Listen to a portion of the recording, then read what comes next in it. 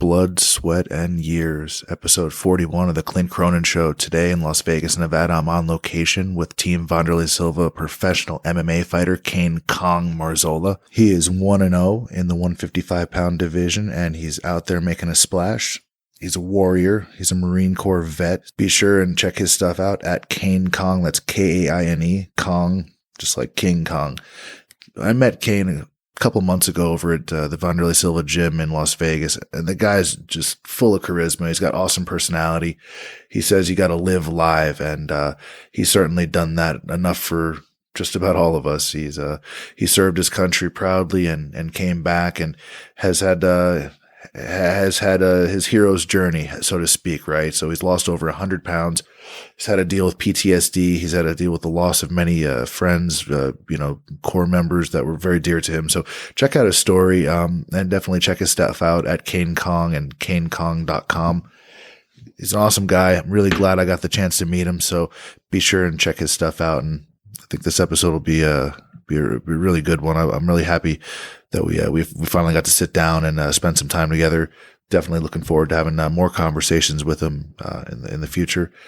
I was actually I'm going to be on a couple other radio shows this week. The MMA Dude Bro podcast. So they were cool enough to reach out and did about an hour and a half interview with them. Well, they interviewed me actually, but it was a lot of fun. It was cool to sort of have the shoe on the other foot and actually be the one in the chair having the questions asked to me and stuff. So it was definitely very cool. They're a great MMA podcast out of Rochester, New York. So we had a lot of cool stuff to talk about. Stuff it's very near and dear to my heart, and it was cool to see that he knew a whole bunch of stuff about me. It's an actual listener of the show, so having that mutual respect and that we both kind of knew each other's stuff was pretty neat. But he who does not seek seldom finds, right? That's a pretty cool motto. So Azoth, they have that right on the front of the webpage, seekingazoth.com. Azoth is a nootropic. You've heard me talk about it before. It's a supplement for your brain. It makes you focus, keeps you sharp. Make sure you're in gear. You got plenty of energy to get the task done at hand, right? So if you use the promo code Cronin, CRONIN, at seekingazoth.com, we can all get smarter together. And for 15% off for using that promo code Cronin, you can't beat it, guys. It's the real deal. These guys know what they're doing. They put a product out there that blows all the other ones out of the water. I know you hear a lot about nootropics on some of these other podcasts, but make no mistake, this is the real deal. It's like 5 times stronger than that other stuff that everybody's already talking about. So if you use the promo code Cronin, CRONIN, as a listener, part of my family, the Clint Cronin Show family, you will get 15% off at checkout. So be sure and check them out, seekingazoth.com. Add it to your cart. It's a great deal. 30 capsules will keep you going all month long, and use the promo code Cronin, CRONIN, at checkout for 15% off savings. Now be sure and check out at Kaine Kong. This podcast is a lot of fun. He's a Marine Corps vet. He's got a lot to say. This guy's got a big heart, and he's full of charisma.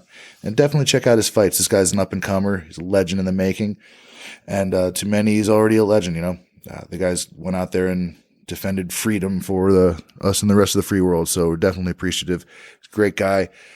I'll also be on the Comics Conspiracy podcast. So if you guys listen to me back with Aaron Ryan, we kind of went off on some comic book stuff.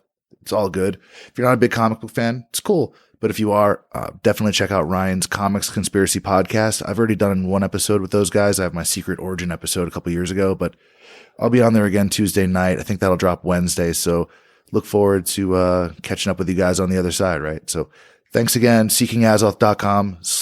Coupon code Cronin, 15% off. Kaine Kong on deck. Thanks again for listening.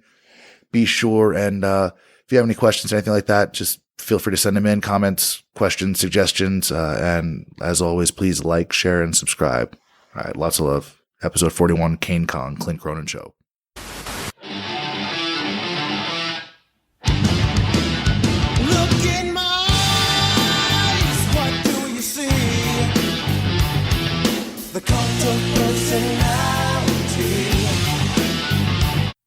We're good. We're framed in. We're good. Rule of thirds. Boom. Pound it. Right here on location, undisclosed location in Las Vegas, Nevada. We've got Kaine Marzola, MMA fighter from Team Wanderlie Silva here in Las Vegas. How's it going? Welcome to the show, man. Thanks for having me, man. This is an awesome secret location. It is. Ninja stuff. Absolutely. We are in stealth mode right now. You're about to board a flight to an undisclosed location as well. You're gonna get some training in. Good times, man. Yep, Glad I was able to catch you before you departed on your journey. It's been a couple months now. We met over at your gym there back in, what was it, probably March or something. Right before my fight, yeah. Yeah, and I checked out. I like to check out gyms anyway. I'm sort of on the road doing the podcast and meeting different jiu-jitsu people, and I've always been like a big Wanderlie Silva fan anyway. So I wanted to go and check out the gym, and you guys are moving stuff around. And I met you and one of your training partners, your jiu-jitsu coach, and I meet a lot of people on the mat, but you kind of stood out. You had a whole thing. You had your Kaine Kong, you had gear, you had like this guy's like this real charismatic guy. The more you start seeing him out there, and if you're not already aware of Kaine, he's got a personality. Like, he's already ready for the big time. It's you're just waiting for, you want to see the walkout, you want to see the weigh in, you want to see the post fight speech. Like, I'm waiting for the big shows, man. Like, it seems like you're primed for it. So I appreciate it, man. Thank you. But he's not just flash. It's not just that. This is a real warrior inside and outside the cage. He defended our freedom. So this is a veteran here. How many years? What branch of service? I was in the Marine Corps Infantry for 8.5 years. I did 2 combat tours to the most dangerous city in the world, Ramadi, Iraq. Man. And then done several humanitarian aid operations around Thailand, Philippines, Bangladesh, Cambodia, South Korea. Man, so the pressure inside the cage, it's different, but in terms of going out there, and I always feel like when it comes to strikers and to fighters in general, like I see a lot of guys that don't do that well because they're not prepared for the actual contact. Like, you see a lot of wrestlers that go for that shot, but they're always about 2 inches short. So they kind of look at the floor, they're afraid of getting hit in the face. I feel like by having that experience and being under that kind of pressure, like, would you agree that it's helped you and sort of aided you and sort of put things in perspective when it comes to competing in a cage fight? Oh, I think it put me leaps and bounds ahead of my competition that's out there already, because you can't see, there is no greater pressure than having your life on the line. And when it happens over and over, you start to realize who you are as a person and where you fit in this world, because you don't have control. The only thing you do have is control over what you can physically do in that moment, in that second. So if you can be first in that second, you can get your hand raised. And I like that idea, that control. We were talking about that a little bit earlier. I always was taught, or I've learned in life anyway, my perspective so far is that we only have control over kind of attitude and effort. And from there, anything can happen anytime. It's, you ever notice how every day seems kind of more and more random lately? Yes. So you kind of open up to the universe a little bit. And I sound kind of like a hippie saying it, but the more you sort of start saying yes to things, the more it's like, man, you wouldn't believe the day I had today. That's, for me, like, that's been the last year of just day after day. Like, man, you wouldn't believe the day I had today. Guess who I met? You know what I'm saying? Like, for us to cross paths, like, we were over at Wanderlie Silva, Team Vond. You call it Wander Vond? Yeah, I remember we had just got done sparring, and literally me and one other teammate were in the gym, and you just happened to walk in right before we were getting ready to close. Yeah. So it was like, hey, I don't believe in coincidence. The universe throws great people on paths. We're all on individual paths, but we're supposed to meet up sooner or later. I know we were talking for a little bit. We figured out we had the same taste in firearm and pistol, so we both had the Gen 3 Glock 19, and we still have to go shooting, man. We still have to get that done. But yeah, it was crazy. I had just done a show with Tom Lawler the night before, and we we're at Syndicate, right? Yeah, no, I just wound up grabbing a place over at Palm's place. I got a really cheap room there. We're like, let's just do it here, because trying to get everybody doing what they're doing, and it's, how it is, some of these bigger gyms, man, like trying to get a hold of a room that's quiet. There's always somebody working. Like, you got a team like the Wanderlie Silva Gym Syndicate, like I'm at AKA, there's always 10 things going on at the same time at minimum, and there's always somebody in there with a camera, God knows what, and so just trying to get in there, and it wasn't even realistic. So generally I'll do these either like on site, like on a location like this, just because I can pretty much set up shop pretty quickly. We're ready to go. I'll also do them. I'll rent studios in places. So Renato Laranja just showed up in Hollywood, rented a studio. Same with Frank Shamrock.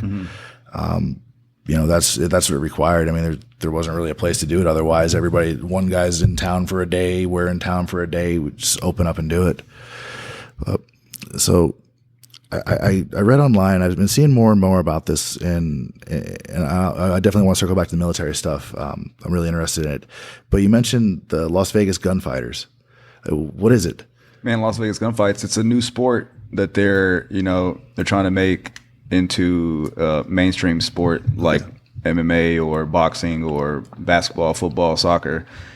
It's a sport where we shoot simunition rounds at each other, and once you run out of ammunition, it turns into hand-to-hand combat. Really? Yeah. So I was in. So it's basically mixed martial arts with the added shooting guns at each other. So those little dollar saver papers? I was looking at one in Pahrump yesterday or the day before, and there were 2 ads taken out, like real old-timey looking photos, and they refer to them as Pahrump gunfighters. Are other towns involved in this, or is it just local to Vegas? Not that I'm aware of. I know simunitions has been around for a very long time, especially in the military. We used to use them for our training a lot. But as far as a sport, I want to say they're the first, or at least the ones that are doing the most or getting their name out there the most. So it's real, right? It's real. The hand-to-hand. Are you guys wearing gloves or? No, you are wearing some protective equipment. Obviously, we all realize that we have a job or a family to go to at the end of the day, so we're not really out there like it would be in a real fight, trying to hurt each other, try to break their arm or anything like that. It was more for competition. Get as close as you can get without injuring somebody. I can see that. Yeah, probably a gunfight to the death. I think. I've been in both, so I know. I'm glad that's not a TV sport just yet. I'm glad we're not doing that on TV just for sport just yet. There's a bigger purpose out there than reality TV. So that is entertainment's awesome, man. There's a lot of different versions of that. I mean, what's the old one with the jousting, right? The medieval time stuff. So this is like the modern incarnation of that. The gladiators, right? Yeah. And besides it being a sport, I think there's also a huge benefit to guys who have been in combat, who are still looking for that similar rush or similar, fight or flight mode without the added danger. I think it can actually be used for therapeutic purposes. Yeah, just I'm trying to think of the word, sort of just trying to blend back into society, like some, not desensitization, like that would be the opposite, but assimilation. Yeah. Like a way to wean you back into the decompression. Yeah, decompression. Is that a thing in the Marine Corps? So if you were to go on a tour of duty, that's maybe one of these really dangerous, like Fallujah or someplace really dangerous in Iraq. Would you go right home for that, or would you get a decompression sort of 2 weeks? What kind of places would you go to decompress? No, they would just keep us away from, the public. Civilians for, 2-3 weeks. And then, they let us loose. They let us loose on society. So have you, I'm sure you're aware, but have you done any work with like Mission 22 or any of these guys? No, I've created a lot of awareness for veterans suffering from suicide because I've lost, over 20 guys since I've been out already in actual combat. We had 44 wounded in action, 17 killed in action, and that was 2nd Battalion, 5th Marines, Fox Company, Black Hearts. That's a very specific and from not a very large group of people to begin with, man. It's is 2 weeks enough? I mean, is I don't think anything's ever enough because the majority of us are between the ages of 17 and 24 years old. Me, I lost one of my best friends, a few days or before I turned 19. Before I turned 19, I had already seen everything you could possibly seen. Picking up body parts off the ground, seeing your buddy get waxed right next to you, and then, the rest is, casualties of war. You just, it's life gets real. You understand that there's no time. Time is just something we all make up and we all agree to, to go by. When you're in that moment, you're in the moment and you realize that life is, man, it's here and it's not. It can be over in any second. Because for a civilian to encounter some kind of trauma like that they're not seeing it on a regular basis, like they're the type of therapy that they're different forever, but because it's so many times in a row, it's like desensitized to it. So like, yeah, 2 weeks decompression, sure, but I'm glad that there's groups like Mission 22. You mentioned another group that you work with as well, that you were doing some stuff. Like, we barely talked about it last time I saw you, in terms of just raising awareness to it and actually getting work done to help. I know, it's not the most popular thing to talk about, but the MAPS Institute, the Multidisciplinary Association for Psychedelic Studies, I know they're doing different studies with psychedelics and all this stuff, but the way the law works, you see everybody still talking about legalizing pot and the prohibition of this and the prohibition of that. Like, to see them actually using these things to reverse some of these and to treat, to legitimately treat PTSD. I think it's something they should put more prioritization into actually doing. I mean, I understand that with a lot of these things where they try to, you don't want this in society because all the kids are going to be stoned or whatever. I think for these cases, when it's like so severe, I think that they should put more money and more attention, just more information in the public's hands, and let the public decide. Like, we're supposed to be America. Like, yeah, let us decide what we can put, what we can and cannot put in our bodies. I shouldn't be told what we can and cannot put in our bodies. I understand. And this pisses people off a lot, but I understand that people have their opinions and they watch the big news corporations and stuff. But I was mentioning earlier, when you walk through like a CVS or a Walgreens, these are the people that are basically the official places to go get better, right? Because they have the biggest sign, they're the fanciest one, they're the ones that the government said, like, this is good for you, like, go here. But the biggest aisle at CVS is liquor. And we already know that we have, like, how many people died just drunk driving accidents? Everybody has a friend. Everybody has a friend that's gone through that. We don't do anything about it. It's celebrated, right? Everybody wants a beer. So beer. It's an American pastime, right? Grab a beer, watch some sports or something, but we don't do anything about it. Then you go to the next biggest aisle is like sugary foods and like chips and stuff. Like, wait a minute. These are the guys that are supposed to be charged with making us better. But then you get to the pharmacy counter. All right, what do you got? You got heart pills, you got testosterone shots, you got Viagra. If you're taking Viagra at a young age and it's not for recreation, you should get your heart checked. That this is, like, legitimately, men out there, if you feel like you need it for ED, get your fucking heart checked. Like, that's your dipstick to your entire body. Like, something's wrong circulatory system. Like, your heart health is not in working order. Like, what's your resting heart rate? You know what I'm saying? So, like, for example, if someone can't get you know what I'm saying? They can't get it up. You go get Viagra. Well, my heart's going. Well, what do you do? What does the doctor tell you to do? Oh, here's a heart pill. Well, wait a minute. What's the fucking problem? Well, you're 45 pounds, 50 pounds overweight.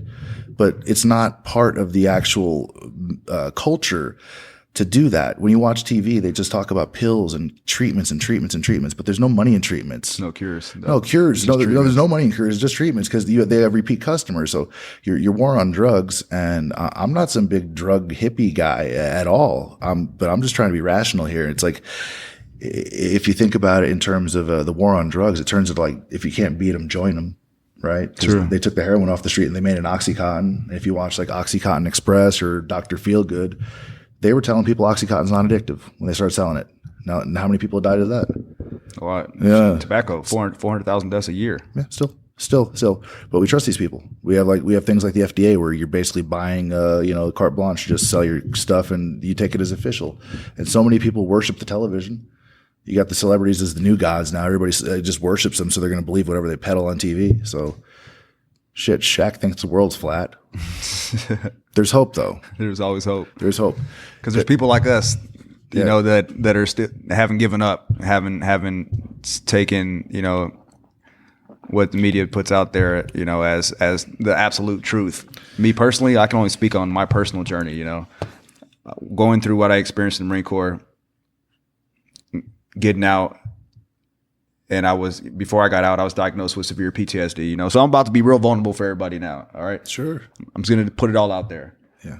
I was on, 15, 16 different medications. It's very common. Very common. I know if I can help one person out there that's watching this, it'll make it worth it, because what I went through was the most traumatizing experiences a human being can go through, and then when I was confused, what they did was, here, take this, it's going to make you feel better. It's going to make you feel normal, it's going to make you feel normal. So I thought they had my best interest, at heart. And maybe they really were trying to help me, because I was intense, to say the least, very intense. Yeah. All the time. Couldn't shut it off, kill mode. And, but the medication, it turned me into a zombie. It stole who I was as a person. I lost that fighter in me. I lost that, I lost a warrior in me, I don't know. You've been doing jiu-jitsu for a very long time, right? So you know what it's like having that. It's something you can't explain, but it's inside of you. It's a special feeling. Yeah. And when you've thrived in combat, in real combat, there's a part of you that understands who you are as a man. I look death in the eyes, and I'm still here. I was scared. We all feel fear, but you can either choose to succumb to it or overcome it. It's the most primal of emotions, man, and it governs the majority of human behavior. Fear. I mean, that's how the entire capitalist system works, man. So that's why I tell people, man, I went from being a hero to, man, below zero, to now to where I feel like I'm on the right path to becoming a superhero. The medication made me lose who I was. I gained 100 pounds. 100. Me, 5'7", weighed 255 pounds. Oh my God. Just I was letting life pass me by versus going out there and experiencing life. Life was just passing me by. So I had to cut it out, quit cold turkey, and started training with my twin brother, who's also a combat veteran Marine and a professional MMA fighter. And he said, bro, I got you, man. We're twins. I got an 8-pack. You got your 255 pounds. Something's wrong. You got the same DNA, just trust me, and I took his word for it. Listened to my wife, not letting me eat the shit that I wanted to eat, even though it was real hard, because I was so deep into that place. That the food became part of the medication, man. It became part of the medication. I was depressed. I didn't want to do anything. I just wanted to eat and just, go to sleep and wake up the next day and repeat. And I felt like I was I was gonna die. I was dying. I was already dead on the inside. Yeah, but people don't realize quite like how strong and how crippling depression can be. A lot of people still believe it's like, oh, you're just sad. You'll just feel better. You'll feel better. Just do this or do that. It's like, no, it's not how it works. No, so, depression's a very real thing. Because you can look fine on the outside, but you're dying on the inside. Oh yeah, absolutely. You feel helpless. Cause I see some of my friends that have committed suicide since getting out of the Marines. These are men that were larger than life. These are guys that you're like, no way. When you hear it, you're like, there's no way. No way that person took his own life. But the amount of work it would take for them just to carry on and put that mask on every day was probably killing them just every day, just doing it. Yeah, because I think society wants a lot of us to be silent warriors. Yeah. And some of the things these guys experience are either some of the coolest or some of the craziest things that Hollywood can't rewrite. Right. And we're just supposed to be quiet about it, and you don't have an outlet, and the people who are around you they're willing to listen, but they can't really relate because they weren't there with you. So a lot of guys just don't want to waste their breath telling someone a story that they can't relate to. You don't know what it's like unless you're actually physically there. You can be empathetic all day and night, but unless you were physically there next to me, watching shit blow up, you can't really grasp the effect that it has on a human being. No, it's because to people that haven't been there, that haven't experienced it, it's just a story. And how many stories are out there? And you watch every damn movie. Like, look how far TV's gone. Look how far movies have gone. And you see what people see every day. The kids playing video games and all this shit. And to them, they're like, oh yeah, I know what you're talking about. They don't. They've seen the Hollywood version, but actually standing there and seeing something like you live in a horror movie every damn day, the fear of like, well, what's next type of thing. And you have to just carry on. That's it. Head down, just keep going. Yeah. What really helped change my mindset was, one, I knew I couldn't worry so much about the outcome. I knew what I had inside here. After I went to go train with my brother for the first time, I was like reawoke. Something woke up inside of me. Something I was missing. It was either that warrior spirit. Something was different. Even with the medication, I knew that I had something different inside of me that was going to help generate the necessary inner motivation that I was going to need to change my life, not just for myself but for the people around me, to be more of a positive impact. Because, sorry, man, I'm losing my train of thought. It's easy enough to do, man. I swear where I was going with this was important. Oh man! Like I said, I was rock bottom, right? Felt like I had no other choice but to either save my life or take my life. Man, that's the truth, right? So I didn't want to be selfish and take my life, because life is great. It's magnificent. It's amazing. It's what you put into life is what you're going to get out of it. It's all a mindset, and it truly is. It's a mindset. Same thing with fighting. Yeah, you have to know techniques. You have to put in the time in the gym.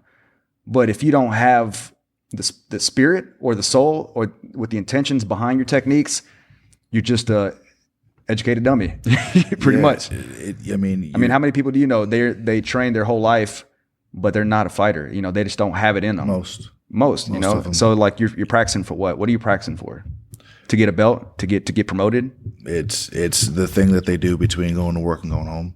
For sure. It's to feel better. It's to medicate them, to make them feel better. The endorphins, really, and that affects the even if you're not competing professionally or even an amateur, maybe martial arts as some sort of outlet once you're discharged, or because I know there are programs obviously in the in the Army and the Marines, and obviously there's combat training.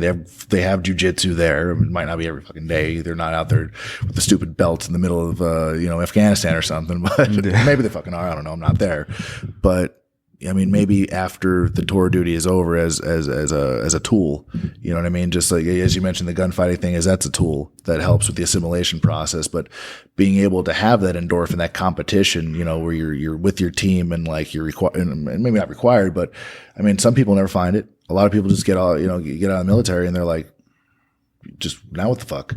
It's like being in prison 20 years, you get off, you're like, true. What would you want me to do? I got all kinds of skills that don't translate into this society. Into this world. I can make some hooch. I can make a shank. Like, what would you want me to do again? It's So it's just the assimilation, and I do think there's something to the psychedelic studies thing. I'm not trying to tell people go do drugs. I'm trying to say that there is research being done by really great people, scientists, all kinds of stuff. Not towards the recreational use. Personally, I don't care what people do with their own lives. I know what I do with mine. I like to treat my body pretty well because I don't want to be fucking, prematurely disabled or something. I want to train my whole life. I want to be like Leo Gracie. I want to be 96 and still out there rolling with a six pack. And just being able to have that outlet, having that competition, being able to have that when you get done with that workout, that training, knowing like you earned your meal. To me, that's the shit. Like if I have a bad workout, it ruins my day. It ruins my day. If I didn't train hard enough, I'll feel like shit. So being able to have that, and I don't know, I might be talking out of my ass, but getting back from some kind of combat tour, decompressing, whatever, maybe having that is good. I don't know. No, I definitely agree. These guys, they need an outlet, Yeah, they got all this energy or all these experiences, and there's just nowhere for them to, I guess, lay them to rest. Well, because like if you think about like addiction and where it usually comes from, there's usually a trauma, right? There's a trauma, and then you're trying to feel better. So you think about people that just pop pills or they do whatever drug they're doing. They're trying to feel better, and they're trying to. And you can be all anecdotal as you want about it with fucking this is your brain on drugs shit. I don't want to hear it. That's not the point. What I'm trying to get at is you're trying to feel better. So for you, it was like it was obvious depression. They tried all these pills, and then all of a sudden, food, you ate. You had a lot, and you felt better. Well, it wasn't depression. It was post-traumatic stress syndrome. Okay. Well, they try to pawn it off sometimes as depression. It's not depression. Okay. So it's It can maybe lead to depression. Okay. But it's not. It's not depression. Can it be like? Could it actually be both though? Could it be a combination of the two, or like one related to the other? Possibly. I mean, I don't know. I don't think anyone really knows. I think it's all everything is theory. That's the fucking problem, right? So with everything in life, everything is theory. I just know that it took me 6 years to even realize that I had a problem. I thought that this was how a sergeant of Marines was supposed to be. A guy who had been in multiple combat tours. This is how you were supposed to act. This just is what it is. You signed up for it. And me, I wasn't about surviving. I was about thriving. So you take that how you want to take it. No, absolutely. It's the nature of it, man. You're out there. It's a bunch of alpha males, and you come out of that thing. I'm sure being that competitive with each other, and the job that you're tasked to go out there and do, pride's got to be a big fucking part of it. So to even be able to look at yourself in the mirror and be like, check yourself, like. A lot of people, regardless of what they do for a living or their experiences, like they're never going to really check themselves. Just ego's crazy, warranted or unwarranted. Just pride's a thing. Yeah, it's crazy. I detrimental, fucking terrible. The worst version of myself was when I was younger. For sure, I tried to always be kind of thoughtful, but at some point, I knew I was cocky. I mean, like I had everything. I put myself through school. I didn't have any student loans. Went and got myself a good job, hustled. I just worked my ass off, and I had like that tech job, everything. I was in good shape from jiu-jitsu, but I'm sure I was cocky. I'm sure I rubbed people the wrong way because I knew I was polarizing how I would approach when I would deal with people. They would either like me or they wouldn't. And from a distance, like they would think I was like arrogant or something because like maybe look at my face or just they didn't get my sense of humor or something. And I didn't at the time in my early 20s, I didn't give a fuck. I was like, because everything in your 20s, especially, you know what I'm saying? So you don't like me, something wrong with you. So and I didn't do shit. Like I wasn't out there fighting anybody. I wouldn't get shot. I wasn't doing anything. And I had this sense of self, totally unwarranted. I didn't deserve it. I didn't do shit. Whatever I did was related to a bunch of tech shit and rolling around on the mat doing jujitsu. It's like it's nothing. You're out there defending the free world and shit. And then you know what I'm saying? Like so to be able to look at yourself in the mirror and be like, I need to adjust what I'm doing. Like that's not the mindset you have going into a battlefield. Like, oh, maybe I should think about this. No, we're doing this. We're executing, right? Yeah. So yeah, pride's a motherfucker. It is. And to go from. Man, it's just been a journey. It's just the same way jiu-jitsu or any martial arts, anything that anyone is passionate about and they put in the necessary time, they understand that it's a journey. Everyone sees the pictures and the cool videos, but no one sees the behind the scenes. No one sees the tears. No one sees the pain. No one sees the real. No one sees the realness. Everybody loves to talk shit about the weight cut, but no one's done it. Exactly. Cutting weight sucks. But like what I'm saying is, it's mental. It's a mindset. It's a inner belief. If you have that belief, it doesn't matter where you're at right now. If you get that belief right now, today can be the first day of your new life, no matter what age you're at. I really believe mindset and drive is everything, man. And just that belief in yourself, and that I believe we do shape the universe around us. Either directly or indirectly, you're going to build the world around you. And if you hang out with people that are dragging you down, that are just negative, just bringing negativity into your world, just being draining, you're eventually going to adopt that yourself.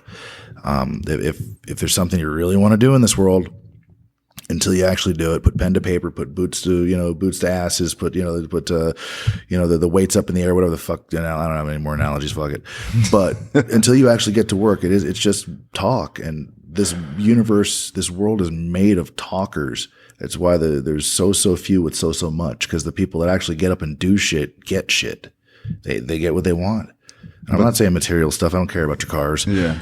But the only difference between the talker and the doer is the action. The action is what sets everyone apart. Yeah, that's the step, the putting that foot on the ground. And I try to tell people, look, I plan my week. I like to recap. So on Sundays and Fridays, I'll sit there 15 minutes with a cup of coffee. Like, how did my week go? What did I set out to accomplish? How did I do last week? Okay, this week, what am I working on? And I tried my best for that when Sunday meet Friday talk for it to not be what didn't I do. It's like what did I learn from the things that didn't happen. I try not to just push them aside. I'm like, okay, what went wrong? What can I do better? How do I execute on this? Is this set of tasks realistic? Do I need to break this down further and say, okay, for this project, I need this person, I need this thing, I need this thing, and I need this thing. Okay, let's schedule it. Everybody has a stupid smartphone with a calendar on it and to-do items and stuff. You start using that stuff. It doesn't just have to be the thing people do in the tech world. If you do that with your personal life, with projects, with goals you have, the minute you start writing it down and saying like, because everything's a mountain until you actually look at it. Like, what are the steps? What do I need to do? Well, for a podcast, it's like, well, you probably have to learn how to talk, or you better just start talking a lot and being real honest when you listen to yourself back. You know, you ever heard yourself on an answering machine like, duh, who the fuck is that? And yeah, well, that's part of it, man. Just eating shit. And like when you fight, watching your fights, even when they don't go well, you know what I'm saying? Like, yeah, I'm the biggest critic of myself, for sure. Like I'd see some matches I've had and I'm like, oh God, it seemed fast at the time. And you're like that, well, what a slow piece of shit. I'm at the wrong weight. Man, that was bad. Oh. And I think as fighters, I think that's what holds a lot of people back from growing and becoming the best version of themselves is their ego. You know, you don't like someone telling you that you could have did something different. You could have did something better. You could have been more efficient instead of just taking it, you know, for what it is. You know, you probably could have done all those things. You know, it's different being in there at that time. It's hard to make those adjustments on the fly. When people say you should have did this, no, man, you weren't in there. You don't know what was actually happening or what was in my mind, you know, at the time. You know, there's MMA is so technical. Shit, boxing's so technical, but MMA is so technical that for something, even when you're looking right at it as a referee or as somebody sitting cage side, or especially on TV from someone that hasn't trained, there's so much just movement and the dynamics of just pressure and just where are your hips and where is this leg? Is it right here versus right here? If you can't see my hand, whatever, but it's so technical that on game TV, of inches. Yeah, I remember there was one fight where they thought it was fixed. It was Tito Ortiz and Chael Sonnen, because it wasn't the rear naked choke that they were used to seeing on TV. And he did like the Gable grip version, but I think it was even a one-handed version where you just kind of pull off to the side and bring your chest forward. Well, that's valid as shit. Like there's probably 1,000 chokes from the back that just revolve around compressing carotid arteries, but fans don't know. It's just, they're like, oh, I would have did this. It's like, would you? Pretty sure you would have stood there and just got hit in the face repeatedly. Because by the time you're at that level at pro and MMA, like this is an elite level to keep up for 3 rounds, 5-minute rounds. Hit it. Go before you talk shit. Just go put on gloves and hit a heavy bag for 1 minute. 1, 2, 1, 2, 1, 2. Just keep a pace. Sit there, have somebody going 1, 2, 1, 2. And tell me how your shoulders feel. Tell me how your lungs feel, and tell me what you would have done different. And then we're just going to put a guy that's bigger than you, stronger than you, and better than you on top of you while you do that in just this position, just like this. Now go. No, they'd go back to shitting themselves on their couch or on their bar stool. For sure. So everybody, this world's full of talkers. I think those people need those reality checks, though. You don't know where you can where you're starting at unless you put yourself in that position. I just started like getting into striking again. Like I got into it a little bit when I first started, before I started jiu-jitsu, and then when I got into jiu-jitsu, every time they would be doing the striking on the other side of the mat, I'd be like, fuck, I want to be over here rolling. But now I'm realizing the value in it, in the footwork, the head movement, the just judging depth, space, angles, and what I've learned in just grappling and how it applies there as well. But the value is actually getting hit in the face and knowing how to react to it. It's helped my takedowns. Isn't that the weirdest? Boxing has helped my takedowns. Boxing has helped me a lot just because now I know how to get punched. It's a stupid thing. Yeah, it's not like you're not an egg. You're not going to break. Yeah, because it's like you might possibly if your head movement ain't that good, but you'll live. Is what I'm saying. You'll live. I'm learning to keep my eyes forward, keep my eyes on on the opponent, not look at the floor, and not stop short. Like a lot of people that don't wrestle or whatever, their takedowns are always shallow. They don't make that. And the wrestler out there is like, this fucking idiot. Like I'm trying to be like some kind of wrestling expert, but the idea is like I see so many people that are jiu-jitsu backgrounds that don't have like the actual wrestling skill. They'll make that penetration step, the level change, and they'll be like a foot short because they're afraid of getting hit because they looked at the floor. So you got to keep your eyes forward, and part of that is like you don't want to get hit in the face. A lot of these fighters have never been hit in the face, There's how many guys do you know that like they don't? I know your gym fucking spars, but my gym spars. But there's a lot of gyms that don't, and they're actually going out there and they're having fights. It's the craziest thing in the world. Yeah, no, I believe in safe training these days. When I first came to One Fight Team 2010, 2009, I got kind of thrown into the lions, you know. I was that big 5'7", 255-pound guy with a lot of, you know, dreams, but I got thrown into the lions, you know. How hard does Wanderlie Silva hit? Broke my nose. He broke my nose with a front kick. Oh. And then asked if I wanted. I'm sorry. I'm just picturing it like, fuck that. That's pain. Yeah, no, but I learned that lesson quick. You know, like now looking back at it, you know, I did a technique that I probably shouldn't have, you know, and it landed. And, you know, he taught me that lesson real quick. Like, hey, you know, I'm, you know, there's levels to this. So I got my ego checked real quick, you know, went back, finished the round. He asked if I wanted his autograph on my nose. I think we already got it, sir. Yeah, we're good. Next round. No. Oh, man. Yeah, well, I think with a lot of people, the old school way was you get thrown right into it that first couple days and the first day. And if you come back, cool, we're still going to kill you more. And then you come back again. Eventually, you're one of them. But that process, you're getting your ass kicked for a lot of it. That's how my whole training started. They just beat the crap out of me until all of a sudden I wasn't a nail anymore one day, and it was a very gradual process. It's kind of like that fight club experience, right? Like you only get your ass kicked so many times before you start kicking some ass. Yeah, until they realize you're there and that you're kind of part of it, and then they'll start. You know, maybe they see that you're not just because you know. I guess UFC was just starting to catch wings or whatever, get kind of big over the last, you know, few years. And just as I was coming up, like you see so many people come in that were just fans, or they were the toughest guy they ever met, and they would tell you all about it, and then they'd leave in 2 weeks. Or there's the famous street fighters to come in. I've heard every one of them, man. The only difference is we had guys like Herschel Walker come through, and they were real.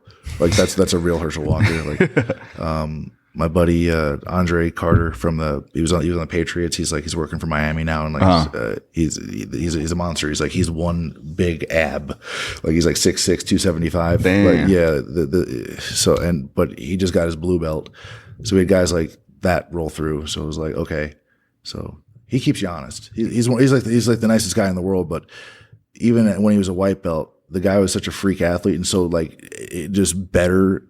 Just Jeans was just like, here you go, super strong. Here you go. You're an Avenger.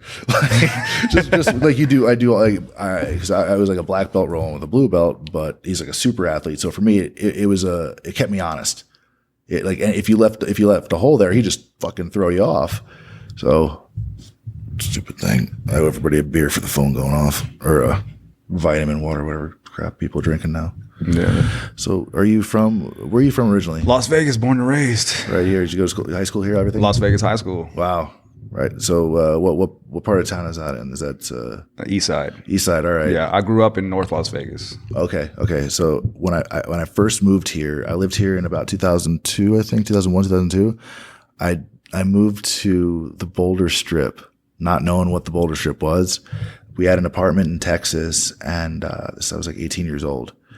And we, if we transferred properties, we didn't have to get the deposit back. We didn't have to do anything like that. We would just transfer clean and clear. And then we only had to write out a 6-month lease. And the pictures looked lovely. These were nice pictures, right? Boulder Highway, right? Tropicana, yeah. Boulder. It was the Coral Garden. Yep. Right behind Royal Manor. The other side of the street. But it used to be a budget suites back in like the 60s or 70s, and that's what the photos they showed us were. Not what it's like in real life. No, it was like that movie Training Day in real life. I saw some shit. We could probably compare stories for sure. It was fucked up. I'm kidding, of course, but no, there was a kid died within the first couple of weeks I was there. Like somebody left one of the parents, or the kid got a hold of a gun somehow, and the one brother shot the other brother. It was like 9 and 11 years old, or 8 and 11, or just something fucking horrible, like that I wasn't exactly exposed to before I moved to these lovely establishment. And then I remember seeing a fucking topless woman chased from the laundry room by some dude, and the cops tackled him, and it was fucking crazy. All on a Tuesday in Vegas. Yeah, well, I couldn't get home, so I had to go park my car over at the Lucky and like walk home through that desert thing. Yeah, I moved out of that part of town afterwards. It's good on you. Yeah, You didn't have to learn that lesson personally. well, I was in West Texas, so I like Texas, but going to Vegas was a big deal. I was like 18. I'm like, all right, gonna go out here. Got a whole thing, gonna make something happen and whatever, and it all worked out. I ain't dead. Feeling good. You're talking with King Kong. It's right here. We're living life, right? Dude's got a catchphrase. He has a catchphrase. Living live. Live is spelled L-I-V-E, right? Live is spelled L-I-V-E. Boom. Is your mind blown? I think it is. Feel like it. If you go and look at the hashtag he's got on there, it's like he found the emoji for the microphone as the eye. Yeah. And I'm like, does that work? And I clicked the thing and I'm like, son of a bitch. Yeah, there's a bunch of shit on there on Instagram. I'm like, all right. I didn't realize you could hashtag with the microphone. Me neither. I thought I made it up, and then I seen that there's like 20 million or something like million hashtags with that microphone. So maybe I didn't make it up, but I'm on the right path. I haven't seen it before, so I thought it was pretty cool. Yeah. And so, do you have your next fight scheduled yet? Not yet. My last fight, my pro debut was actually on April 8th. Nice. I told you that was my man. I don't know how many people you can hear say actually accomplished their dream.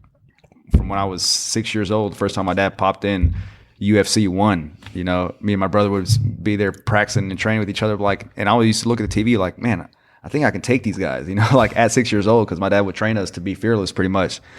And I always knew that I was going to be a professional fighter one day, you know, didn't know how. And my junior year in high school, you know, that was September 11, 2001. I saw my teacher put the TV in front of the class, and I saw the planes crashing in, and I see him crying, you know, just crying out of control. This is a teacher that I never saw show emotion my entire 3 years already in high school. You know, he didn't show any emotion, period. He was fair, but he was kind of an ass, you know, he was kind of a dickhead to say the least. And, you know, when I saw him crying, I didn't really understand until I realized what was actually happening, you know. And he said, you know, your life's never going to be the same. Yep. Because he had a family member, whatever, that was working at the World Trade Center at that time. And that was the day I decided to join the Marine Corps, you know. So I knew that once I finished my senior year that I was going to go straight to the Marine Corps and go straight to the infantry and, you know, go get some. You know, that was my mindset back then, you know. So within a year from there, you were on your way Iraq? Yeah. So where they have you do? No, I'd say about a year and a half later. Where they trained you? I went to boot camp in San Diego. Okay, cool. And then I did School of Infantry at Camp Pendleton. And then they sent me to my unit, trained for 5 months, and then they sent us straight to Ramadi, Iraq. Man. So I had literally 5 months of some hardcore training before I was in, you know, the fight of my life. So when you were out there, was there more training opportunities, or was it mostly just working? We didn't. We got sent out, and we lived in a small compound, and we were going from house to house, you know, second to second. You know, like I said, you're living second to second. You know, I didn't know if next second was going to be my last second, so I had to make that second count. Man, yeah, you always see all these like the USO show and the tribute to the troops and all this stuff, but you don't really see what's going on. You see the news reports, but no, and you can't. You got to be careful what you take for as reality with the media, because media construes, they want ratings, you know, so they're going to put out there what they think viewers want to see, and that might not necessarily be the truth or what is actually happening, you know. And would you say it was a mixed reception from area to area on how the locals received you guys? I mean, how people treated you? I think it's just like in life. Some people you get along with, some people you don't. You know, I can honestly say that we didn't go out there as just straight killers. You know, we were there literally trying to instill democracy, like trying to make friends with people until they gave us an opportunity, until they gave us a reason, you know, to treat them as an enemy, you know. I met a few people that they've came here on civ visas, like the special, I guess, people that had some sort of their life threatened or some family members killed or something for, you know, aiding our military in some way, like maybe like asylum or something. Yeah, like they get the political asylum. You know, maybe like they had a company that worked with the military somehow, or maybe they provided some service, translation service, whatever, and their lives were threatened, so we brought them over. And I met a couple of them. A couple of Iraqi people that live in California now, and yeah, they all seem pretty pro-military, but I mean, they're living here, so that's part of it. No, I met some wonderful people out there. You know? Yeah, they weren't all bad.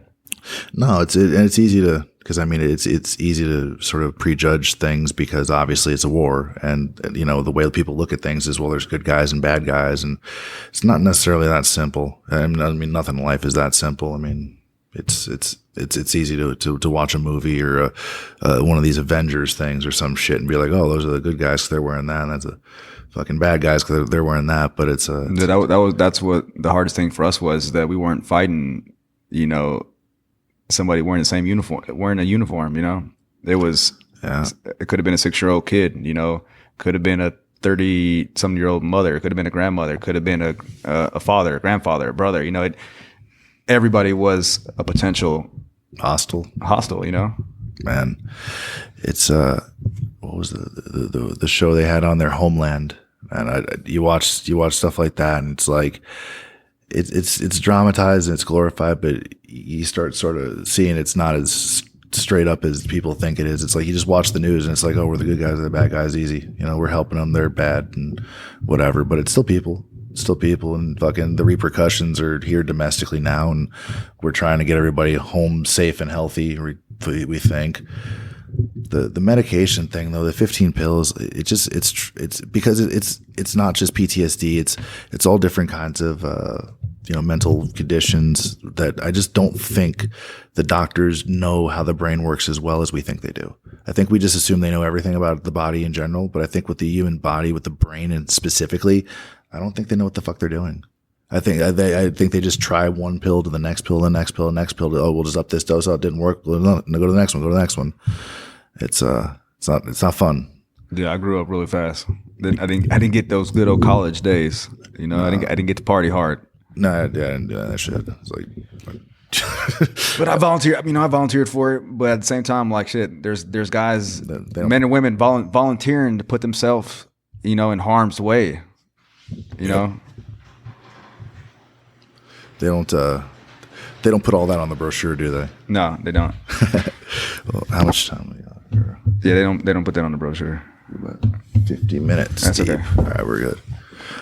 So man, back to the story. So like I said, I accomplished the dream, the goal that I set out when I can remember looking at, as soon as my dad put in the tape of UFC 1, I remember looking at my brother and being like, just having a feeling of like, this is me. This is what I'm supposed to do. You know, so my whole life playing sports or going to school, man, I'm in class, couldn't even pay attention. I'm thinking about techniques. I'm thinking about like literally fighting. I'm always in fighting mode, you know. And, you know, so I get out, I go through all those experiences, you know, lost who I was due to the medications. And I can remember, you know, being at 255 pounds, looking in the mirror I didn't even know that I was even that big. Like it didn't register. The medication just completely I just didn't care about anything. I just didn't have a care. I didn't care, you know. My wife literally came to visit me my last year and a half in the Marine Corps. I was stationed in Okinawa, and I'm waiting for her to come out off the airplane. She walks right by me. Didn't recognize me. Man. You know? And that's the day that like I realized like, man, I got to do something. I was like, if I'm going to, because I'm in pain, you know, I have arthritis all over my body, bad knees, bad back, bad this, bad that, sleep apnea, you name it, I've got it. And I'm only 32, you know? So if the doctor's telling me that I'm going to be in pain for the rest of my life and I can't do anything that I want, I can't train, I can't do this, I can't do that, I just said, you know, F it. I'm going to embrace this pain and I'm going to turn it into a strength. You know, I'm in pain every day, but I don't let it stop me from living life live. There you go. You know? It's like, what was the one video they had? It went viral. It was a combat vet came back. It might have been Army, might have been a Marine. Yeah. But he was on both veteran. The crutches, right? Yeah. And he met Diamond Dallas Page, the pro wrestler, and he has the DDP yoga, and he does the yoga thing, and now he can walk. And he lost like 100 pounds, something like that. I think I know you're talking about the guy had long hair. He had really long hair. Yeah. And he looked like just shit. And then he did the whole thing, and now he's like able to pick his toe up by his head and everything. And the guy goes for runs, and the back pain's gone, no surgeries, nothing. The knee pain's gone, the arthritis is gone, the neck's straight. He has good posture. He unlocked something in the mind. Yeah, the guy just decided, no, one day, no. Like he saw somebody that he idolized, and he's like telling him to do yoga, and yoga was the thing. And I like it for the upper back stuff. I like the flexibility. It helps me. Yeah, but just moving, just doing more. Yeah, that's what it boils down to, is being able to do more. But I can remember, like you were saying, like, yeah, there's all these guys talking about fighting. I used to be. I guess I could say I was one of those guys, because I was 5'7", 255 pounds. And I was telling people, like, man, I'm going to be a fighter. I didn't give up on my dream. I didn't know how I was going to get there, but I had it still inside of me. Like, I wanted to, I just knew that it was going to be the hardest thing I've ever done in my life. To lose 100 pounds, to actually start competing in mixed martial arts is a feat in itself, Yeah. And within a 2-year span, I dropped all the weight. I won an amateur lightweight title for Real Mixed Martial Arts, nice. RealWater, and I took a professional fight, and which I won in impressive fashion. So I proved it doesn't matter where you're at right now at this point in time. If you want to do something, just do it.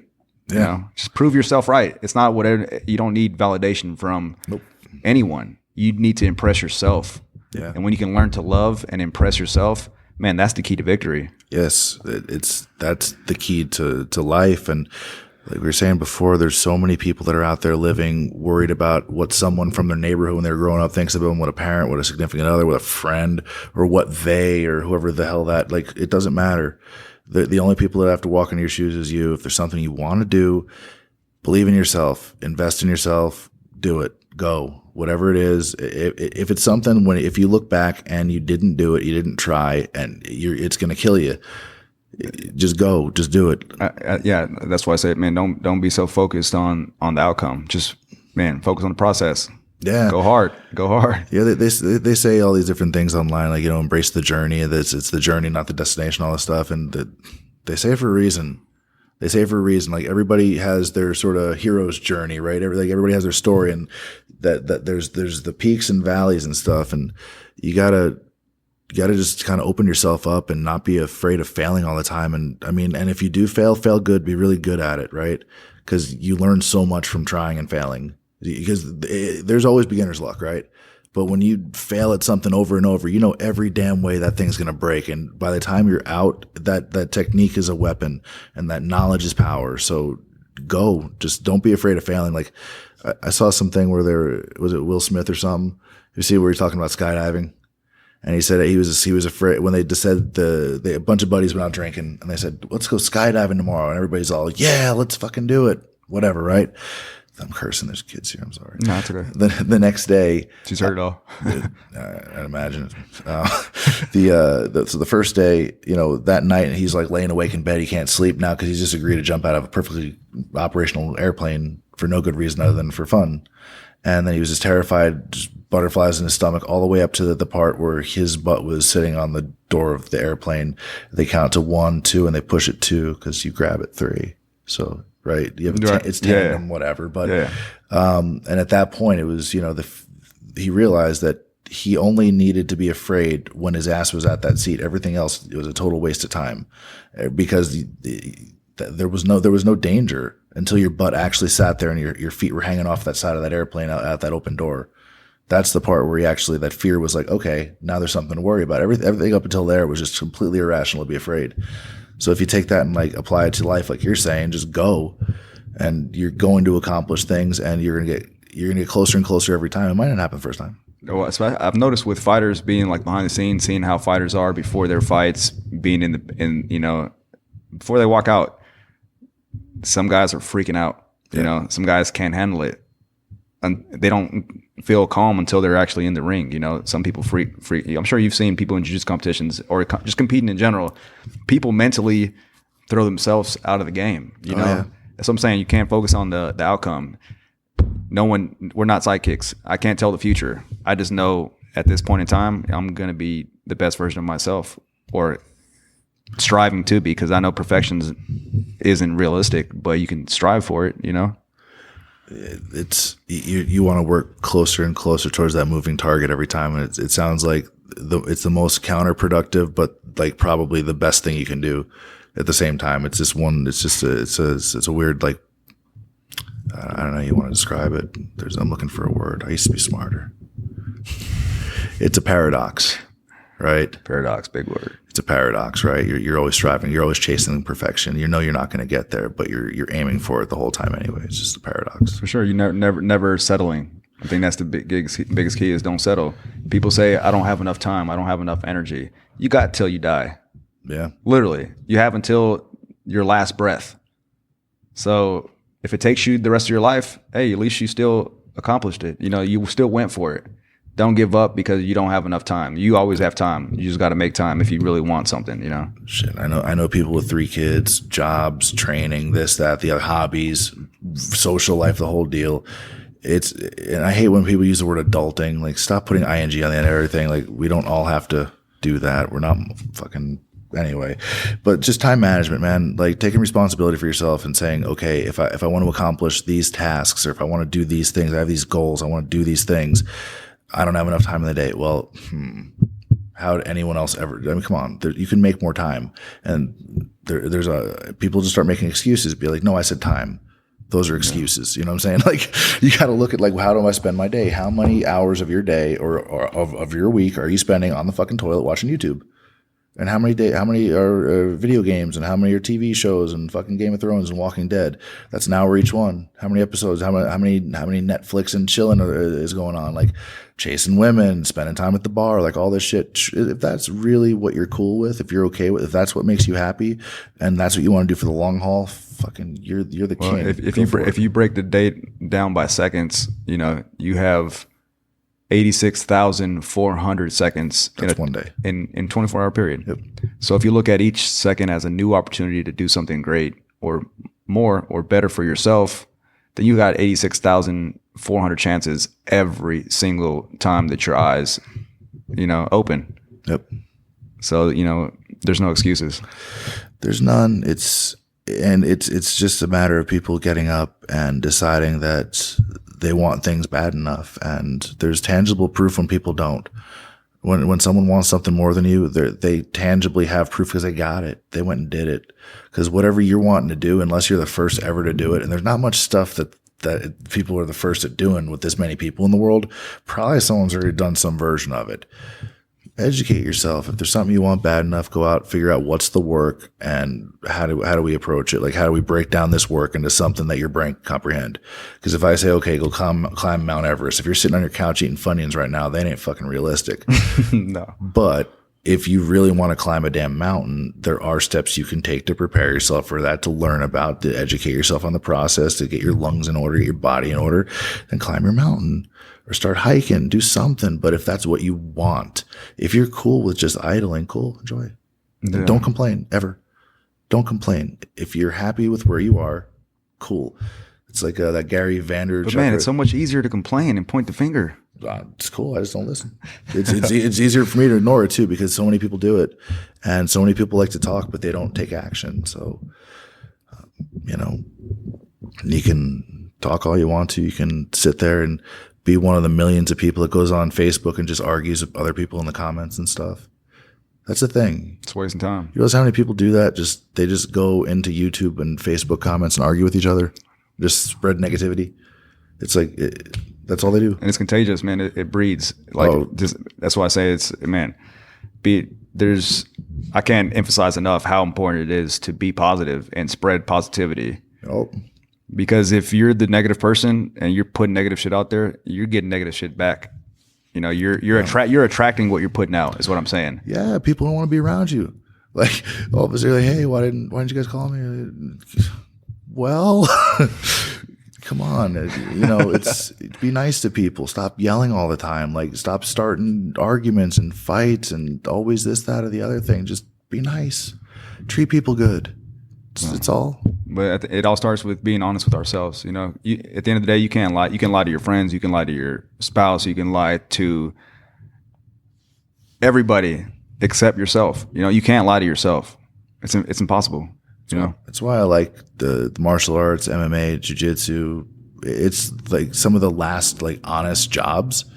Because if you go out there on the mat, go out there in the cage or the ring, and you can say you're whatever you think you are, but if you don't perform, you ain't. Just the truth comes out and everyone knows. You don't have to say anything. Like if you go in your gym, there is very much like almost like a pecking order. Like it's a tribe. And where you are in that tribe is indicative on lots of things, but they're all down to performance. Oh, this guy is blah, blah, blah. You know, it's just flash. The flash thing's just flash. But the guy that actually goes in there first guy in, last guy out, works, helps people, and the leaders, man, they're the leaders. Then you got the younger kids, you got all different things. But everybody has their spot, and it's like an ecosystem, right? It's honest. If nothing else, it's honest.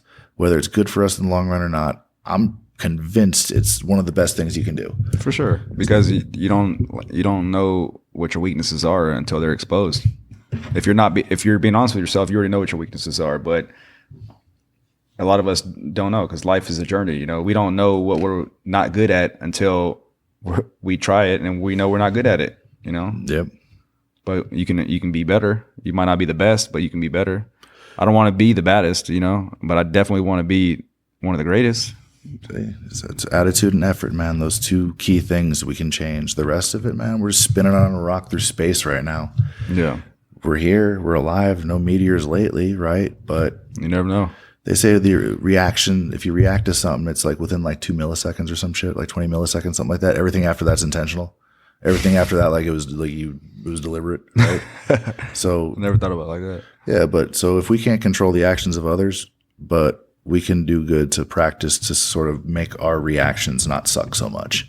You know what I'm saying? Like something bad happens, like, well, how'd you handle it? Like, how'd you come out of this thing? And like, were you a wreck? Were you supportive? Did you help people around you? Did you make sure, was your priority, was empathy a priority, man? Like I believe like empathy is a muscle that like some people you have to be reminded to, you know, are the people around me feeling comfortable?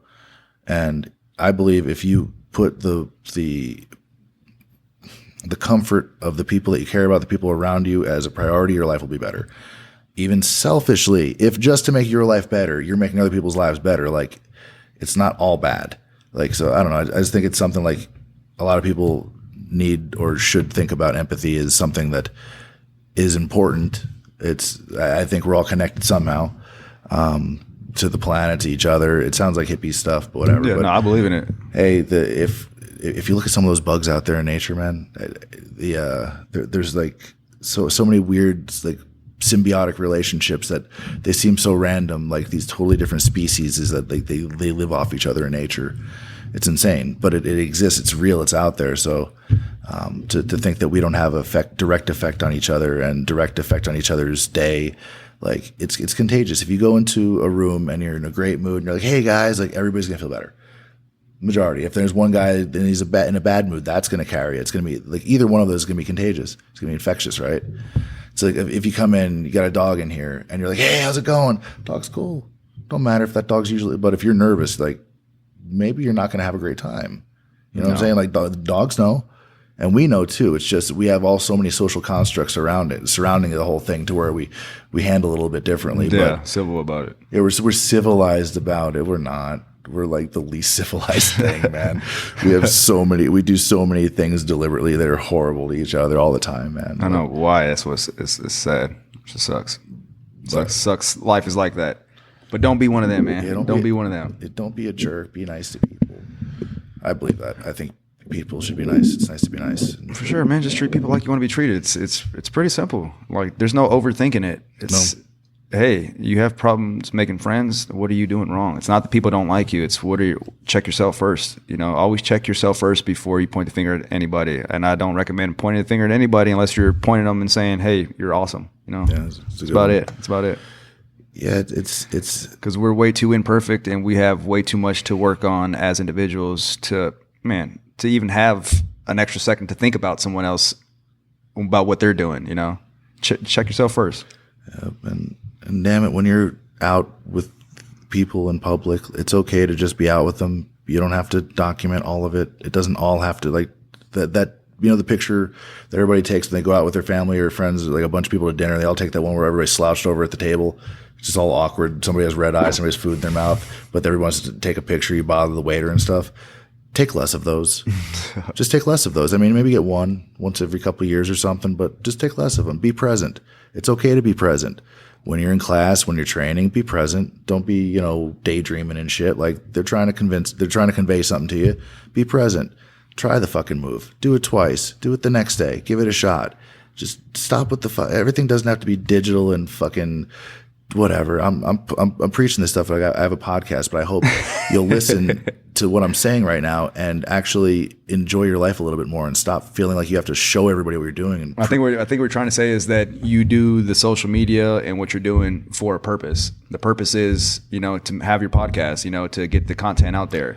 I'm not one of these guys that's on, when you put on the news, like the main news and channel, whatever the hell, I don't have cable. I don't know what it's called, but the main couple of news sources and today's weather, like that voice they do, they're lying to you. I already know they're lying to me. That's why, like, I just don't believe them. I don't, maybe if I were to watch 3 news sources back to back to back and they were to tell me all 3 of them the same similar thing, but you have to worry about it. Everybody's trying to sell you something. No, yeah, you can look, if you flip between different news outlets, you'll see the angle is completely different. Oh yeah. Completely different. Everyone's lying. Everyone's a criminal. Everybody's this, but they're all distracting us. They're just dumbing us down, trying to distract us. Distract us from what? Ourselves. Well, if we're blind, then we just sort of feed like a pet. We're like pets. We buy whatever they sell us. No, I think that's the key to finding either your purpose or finding your best version is zooming in on yourself. Because I think once you focus in on yourself, because there's not a lot of research done on consciousness. A lot of people know it. Everyone knows it exists. You can't exist without it. But there's nothing that scientifically can prove this is what consciousness is, But I just know it's a powerful tool, and I'm manifesting things. The people think that I'm crazy, but before I was on billboards in Las Vegas as an amateur fighter, it's never been done before, I saw myself driving around Vegas being on billboards, I don't know how else to put it. Like even when I was obese before I turned beast, I was obese and I would drive around Vegas and I would put my intentions into the universe and really believe it. I saw a billboard, I physically pictured my face on it, I can't tell you how powerful intentions are. If you're chasing something, a dream or a goal, or you have a task that you want to fulfill, if you're doing the proper steps and you're putting in the amount of work that is necessary to achieve that goal, I feel that the universe opens doors for you or puts things in your path that are going to help you get to where you want to go. You're not going to be given nothing for nothing, No, for sure. I believe it's like by just opening up, just saying yes as a thing. The people that say no all the time, like you ever notice, like they just don't get that many opportunities. It just doesn't happen because it's like when you shut yourself down, I feel like you're telling the universe straight up, I'm not interested. I'm good where I am right now. But you have that thing, you're on the damn elliptical at the gym and you have this thing in your head and you're just daydreaming away. You got this thing you want to do in the back of your mind, but you ain't doing it. And it's going to drive you nuts eventually. Don't go nuts. Do the thing. Seriously. Just do it, man. If you don't know how to start, man, ask a friend. Just get that ball rolling. Once it's rolling, it's rolling. Yep. Write it down. Whether it's a pen or, when you're putting it in your calendar thing, like I was talking about before with planning, the minute you put the boots to it, you put the pen down, it becomes a thing, and where you grow it from there is on you. But everybody has dreams, everybody talks. Be one of the people that doesn't. Change that. Go and live your life the way you want to, the way you really want to. Be fucking lazy. Not the way society tells you to live it. The way you really want to, the stuff you really want. Content isn't what I'm talking about. Anyway.